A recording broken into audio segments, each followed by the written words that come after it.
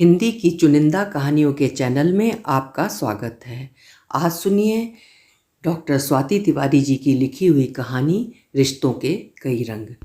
Doctor Swati Tiwari Hindi साहित्य की एक सशक्त कथाकार हैं और एक ख्याति प्राप्त नाम है। तो शुरू करते हैं कहानी रिश्तों के कई रंग। ये मेरे प्रेम की शुरुआत थी, पर उसकी बेवफाई का चरम था। वो आई थी अपनी ज़रूरतों के हिसाब से, पर रहते रहते वो मेरी ज़रूरतों का हिस्सा बन गई थी। उसका आना एक सहज घटना थी, जो मेरे द्वारा एक लड़की की मदद थी। पर आज की घटना एक अप्रत्याशित मोड़ था, जो चलते चलते अचानक आ गया था। वो सफलता की मरीचिका में भटक रही है, एक ऐसी मरीचिका जिसमें भटकते भटकते जीवन और सफलता दोनों चूक जाते हैं, और मंजिल तो दूर, रास्ते भी दिखाई नहीं देते। उसे उसी मरीचिका का रास्ता दिख रहा था। तभी तो वो बाय बाय बोलकर दरवाज़ा भड़का कर चली गई, हमेशा के लिए। मैं बंद होते खुलते दरवाजे को टकटकी लगाए देख रहा हूँ। जानता हूँ अब वो कभी नहीं आएगी। आना होता तो वो जाती ही क्यों। पर एक चाह सी थी मन में कि वो पलट कर आए और मेरे सामने हाथ जोड़कर अपनी गलती के लिए माफ़ी मांगे और मैं उसे धक्के मारकर निकाल दूँ। मेरे अंदर का पौरुष उसके यूं जाने से आहत हुआ था। लगा वो मेरे वजूद पर लात मार कर चली गई है। एक लड़की के द्वारा यूं नकार देने पर मेरा मेल ईगो हर्ट हुआ था। जानता था वो बिल्कुल इमोशनल नहीं है, परफेक्ट प्रैक्टिकल वोमेन है, पूरी तरह लिव इन पार्टनर जो यूज़ एंड थ्रो में विश्वास करती है। उसके लिए डेटिंग एक फिजिकल डिमांड थी, अपनी बायोलॉजिकल नीड्स को पूरा करने की। मैं भी तो कहाँ स्थायी प्रतिबद्धता रखना चाहता था। पर यूं 3 साल साथ रहते एक आदत सी हो गई है उसकी, और आदतों से उबरने में मुझे समय लगता है। जब आई थी वो यहाँ इसी दरवाजे से, तब भी मुझे अपना फ्लैट एक वर्किंग लड़की के साथ अपने बेड सहित शेयर करने में भी आदत डालने में समय लगा था। मुझे पलंग पर पसर कर टांगे फैलाकर सोने की आदत थी, पर फिर उसकी आदत हो गई थी। दरवाजे पर किसी की आहट से मैं चौंक उठता हूँ। दूध ब्रेड वाला है। वो पूछता है, मेम साहब को अंडे तो नहीं चाहिए? नहीं, तुम जाओ। भाड़ में गई तुम्हारी मेम साहब। वो अब ना अंडे दे सकती है ना अंडे ले सकती है। वो चेहरा देखता है मेरा और लिफ्ट का बटन दबा देता है। मैं पलटता हूँ, दरवाज़ा बंद करके टीवी ऑन करता हूँ। विपाशा अपनी लंबी चिकनी खुली टांगे दिखाते हुए जादू है नशा है गा रही है। गुस्सा आता है विपाशा पर। साली, सारी दुनिया की लड़कियाँ विपाशा बनती जा रही हैं। गुस्से में चैनल बदलता हूँ। मल्लिका शेरावत को देखते ही फिर निक्की याद आ जाती है। मल्लिका के शरीर का भूगोल बिल्कुल निक्की की तरह गोल है। शायद मैं भी इसी में उलझ कर उसको सहर्ष लिव इन पार्टनर बना बैठा था, वरना बाहर सब चलता था, पर फ्लैट पर लड़की लाना पसंद नहीं था। मैं एक बार फिर पसर जाता हूँ अपने बिस्तर पर।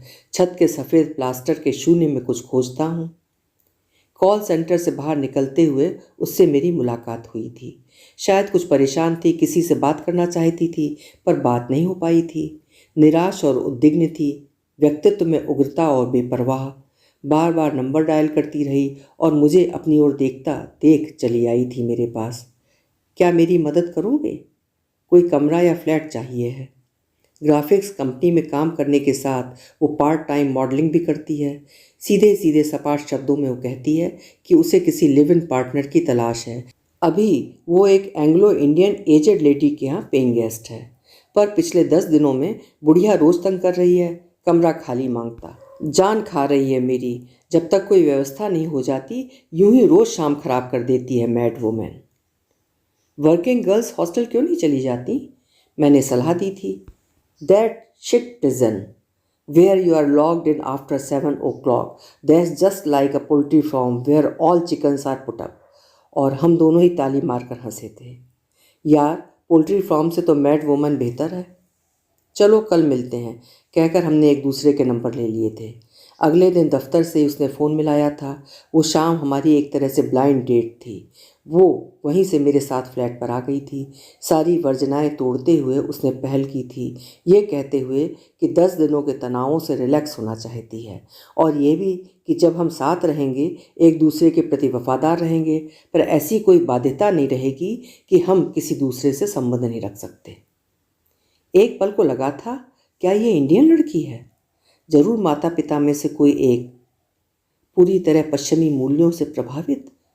अपने मतलब के लिए वो अपनी वर्जनाएं तोड़ देती, ये कहना भी गलत होगा। वर्जनाएं तो उसके साथ हैं ही नहीं। रात में सफ़ेद वाइन में बर्फ़ के टुकड़े डालने के बाद उसकी दुनिया ही बदल जाती है। कहती है रोमांस एक पागलपन है, इसके लिए उसे समय नहीं गंवाना। सेक्स उसके लिए शरीर की ज़रूरत है। पैसा वो भरपूर कमाती है। उसने अपने पिता की बेवफाई के बाद अपनी माँ को पागल होते देखा है। जीवन भर का ढकोसला, शादी उसे पसंद नहीं। पर जब भी अंतरंग होती, एकदम किसी अलग मूड में लगती। उसकी नसों में रेंगती उतावलेपन की कपकपी के साथ ही वो मेरी संपूर्ण देह को अपनी बाहों में लपेट लेती और बोलने नहीं देती। कभी भीतर तक तन्मय होती तो आई लव यू कहकर लिपट जाती, वरना देह के आदान प्रदान से ज़्यादा उसके लिए मेरा कोई वजूद नहीं था। शायद वो अपनी माँ की दबी कुचली, पति द्वारा उपेक्षित सेक्सुअलिटी से इतनी ज़्यादा भयाक्रांत रही होगी कि उसके लिए सब कुछ वहीं तक सिमट कर रह गया है। शोहरत और संपन्नता के आसमान को अपने वश में करने की ख्वाहिश उसके मन में विस्तार की सारी हदों के पार तक फैली थी। वैलेंटाइन डे पर रेड रोज़ की 101 कलियां दी तो मुस्कुराई थी, फिर गले में झूल गई। अपना सारा भार मुझ पर डालते हुए कहा था, तुम लड़के ना वैलेंटाइन की बात को कुछ ज़्यादा ही रोमांटिसाइज करते हो। 3 साल साथ रहते रहते मैं उसे शायद प्यार करने लगा था, और वो जब भी मेरे पास होती मैं अपने दृष्टिकोण और आत्मा के सुप्त आदर्शों को अनगढ़ रूप देता। किसी धुंधली अधूरी तस्वीर की तरह हमारे रिश्ते के कई रंगों के बीच छूटी हुई जगह साफ नजर आने लगती। मैं भरना चाहता था इस रिक्त जगह को, उसके साथ अपने रिश्ते को। उससे कहता, उसके पहले ही अचानक डिस्को में उसे किसी और के साथ मैं बर्दाश्त नहीं कर पाया, ये जानते हुए कि हम स्वतंत्र हैं। हमारे पास घर परिवार जैसे शब्द नहीं। बटन दबाकर या क्रेडिट कार्ड स्वैप करके पैसा निकालना और डालने वाली तेज़ रफ्तार ज़िंदगी है। हम आदम और हव्वा तो हो सकते हैं, पर सोनी महिवाल या लैला मजनू नहीं। फिर भी मैं लगभग खींचते हुए उसे अपने साथ ले आया था। फ्लैट पर आते ही मैंने उससे माफ़ी मांगी थी। निक्की, मैं घर बसाना चाहता हूँ, तो मैं निकिता बुलाना चाहता हूँ। Do you know what are you saying? तुमने आज जो किया उसके बाद भी तुम मुझसे? जानते हो वो मेरा नया प्रोड्यूसर था। मॉडलिंग की दुनिया में अभी तो मेरी दूसरी एड फिल्म बनने वाली है। शादी करके मैं अपना सारा कैरियर बर्बाद नहीं करना चाहती। उसने मुझे 5 फिल्मों में साइन किया है। जानते हो नया फ्लैट देने वाला है। ये सब छोड़कर शादी? और फिर फ्लैट मिलते ही वो चली गई। आज पूरे 3 साल 2 दिन हुए हैं। हाँ, 1097 दिन इस दहलीज में आने को। मैं अंदर से अब भी आदिम पुरुष हूँ, स्त्री को वश में रखने की चाह रखने वाला। पर वो अब आदिम स्त्री नहीं है, वो आई जनरेशन की एप्पल गर्ल है। मैं इस दहलीज को ही स्त्री की सारी वर्जना समझ बैठा, पर उसके लिए अब कोई वर्जना नहीं है। छोटी सी दहलीज पर मेरा इतना बड़ा अटकाव कि वो अब इसमें कैद रहेगी मेरी बनकर। क्यों? जानता हूँ वो कोई मेहंदी रचे, रोली के छापे देते, गृहलक्ष्मी के पैर लेकर इस दहलीज में नहीं आई थी। याद है मुझे उसकी खुली टांगों वाली स्कर्ट और पेंसिल हील वाली सैंडल।